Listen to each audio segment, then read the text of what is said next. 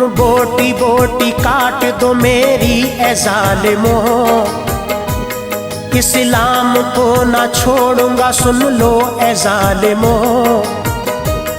आखिर घसीटते हुए सूली पे ले गए